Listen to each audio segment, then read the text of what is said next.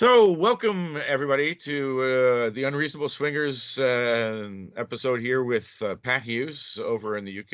And since he is in the UK, we'll just remind him that if he's not comfortable with being recorded, that now would be a good time to drop off the call, since the UK and their GDPR likes to make sure that people are aware when their images and their voices may be shared with other folks across the internet. So, welcome, Patrick.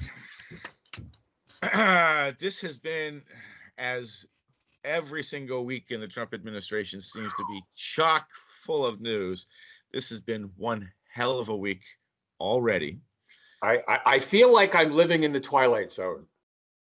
Yeah, I can appreciate that, although many of our viewers might not, because there's a new Twilight Zone you may or may not be aware of. I haven't seen any of it, so I don't know if it's. Oh no, I'm talking old. I'm talking old stuff. So I understand. Again, you and I understood that reference, but other folks might have a completely different framework.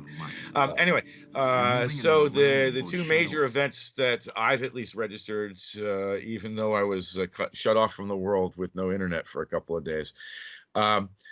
Our dear leader managed to completely destroy COVID on his own with his tiger blood, contracted the disease, and resurrected himself from the dead in the space of 4 days, is what you would hear from one side of the aisle. And then from the other side of the aisle, you'll hear how he's completely destroying the planet and terrorizing everybody in the White House, and whoever is willing to stand in his way to take a bullet doesn't want to get sneezed on. So that's just one. In relative terms, again, because it's an election cycle, my suggestion for your viewers is don't believe anything you hear relative, because neither one of those stories is actually probably even close. I mean, even minutely close to the truth. Yeah, understood. The big question I have on that, because he's not the first world leader to get this, and so we've seen. Not at all. So we've seen the pattern that we can expect from the population.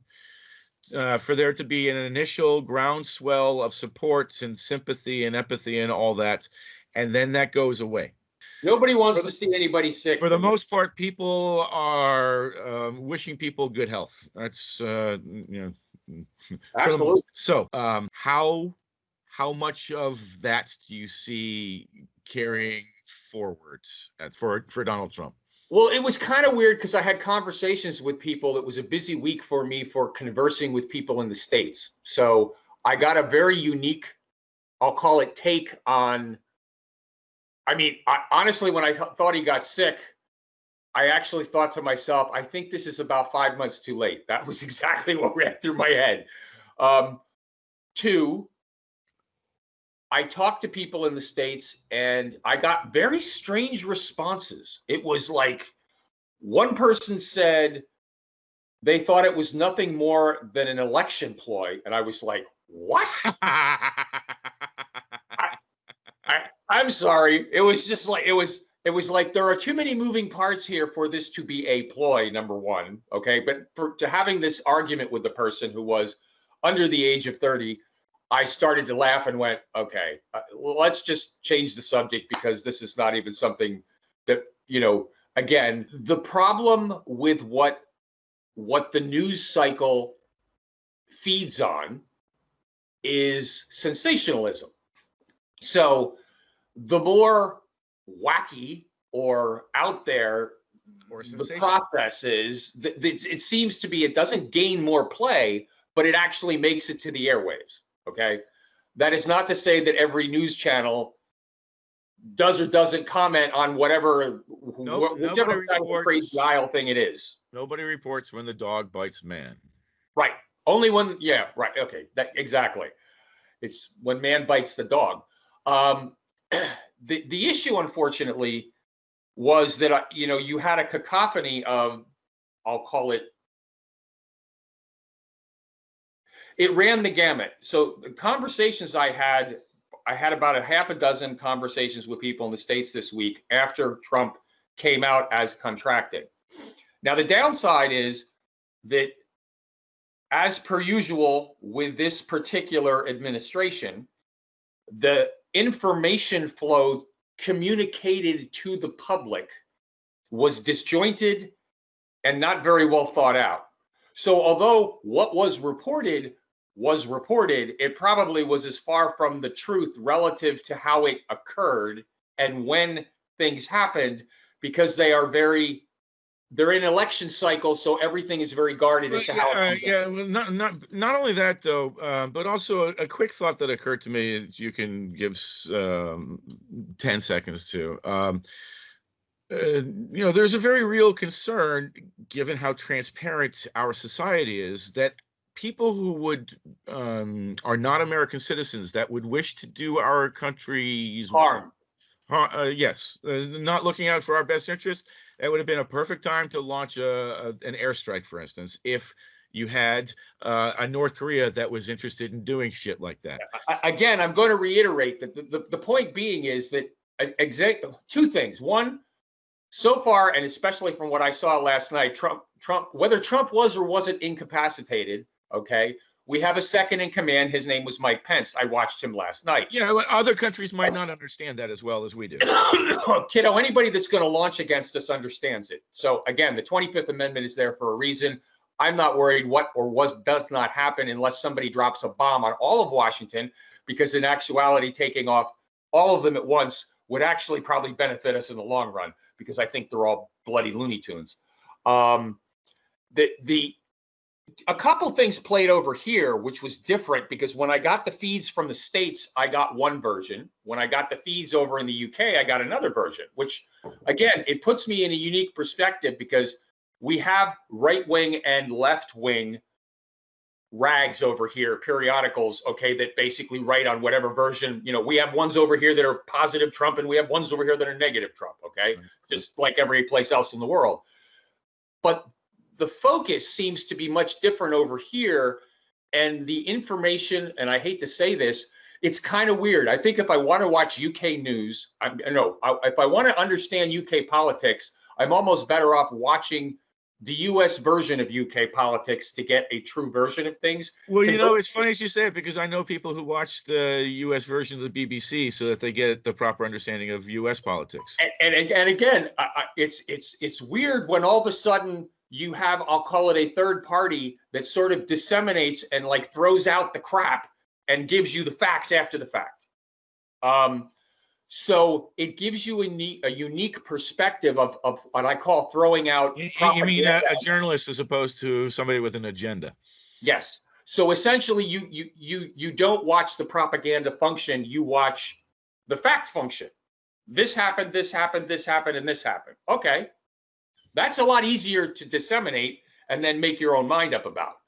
So it's very strange to watch the things that happen. And again, with the Trump thing that you're describing, the first thing that hit me was the course and the treatment events that he had. Now, obviously, the first night when he went through all this and the stuff was all out there and he got outside and he was having a hard time breathing, you could see it. You could see it. It was obvious. He was gasping. He wasn't falling over. He wasn't done. It was just labored breathing. How do I know this? Is because I have asthma. I have labored breathing at times, so I know exactly what that's like. And I watched it and I went, oh boy, this isn't good. But then again, he got treatment with stuff that honestly, the rest of us can't get, because it's not even acceptable in the medical community yet, because it was a quote unquote in the third trial. So he got something that was experimental that the rest of the country can't get. And they basically told everybody, and I'm like, did he beat it or did the experimental treatment beat it? Now, here's the problem. We're probably never going to know. He may have beat it on his own. The average person that gets this, okay, beats it with very similar symptoms to what he's got, meaning they get it, they run into a labored problem of type, and then 48 to 72 hours later, it doesn't dissipate, but it never becomes basically full-blown cytokine storm, and their body reacts like it's supposed to and beats the infection. Okay, that doesn't mean it's over. It doesn't mean it's done. It doesn't mean they're not, in essence. We know that full well, because the one fact that has been hammered over and over and over again for the brief amount of time I can subject myself to CNN is that he's not out of the woods yet. He's not out of the woods yet. Yeah, don't let him tell you not to worry about it. Don't let him tell you to have a positive attitude. Don't let him tell you not to be dominated about it, because he's not out of the woods yet. They wouldn't know their ass from a hole in the ground, but that's besides the point. The only one that actually knows is the president's doctors, who, again, honestly, they should never let doctors talk to the press. I swear to God. Okay. I have never seen a more, whatever credibility the medical profession had at that point, those guys standing in front of Walter Reed pretty much shot it in the ass, because they were fumbling. There was a bunch of them. It looked like, I'm going to give you, it looked like a bunch of monkeys fucking a football. Okay. That's what I took from that. So nothing credibility wise literally played with those idiots going out and actually giving vocal commentary on stuff that not only should they have been experts on, they should have been succinct, clear, to the point, and literally been able to put all of this to bed. Needless to say, they didn't do any of that. Okay. And the sound bites and the stuff, when I watched it raw, and I was like, can somebody please get these guys off the screen? All right. So since we have to bring this to a wrap, so what I'm hearing from you is that this didn't come early enough in the campaign for to help him garner points. The communication on it was confused. No, actually, I think it works against him. I do. I really do. So you think this whole thing works against him ultimately? Now we're talking about swing voters here. Yep.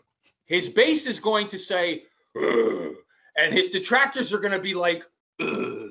The problem is that the swing voters at this point see the president got it. The president got something they can't get and beat it. Now, although he's telling us that that's what he wants to bring to the market and give it to everybody for free. I understand what you're saying, but the answer is that's not what's going to play to the average knucklehead. It's just not. It's going to play the fact that literally the elite got something that I can't get, and I probably won't get for 6 months or more, because what he got technically isn't ready to come out by December. The stuff that he's talking about. I got to do my homework on. I thought Regeneron specifically has been around for a while. Yeah, but you're missing the point. The protocols that they're involved. No, I heard your points. I don't. Yeah. I just don't necessarily agree with it. And that's how people are going to see it. If again, Regeneron's been around, because it's like the hydroxychloroquine.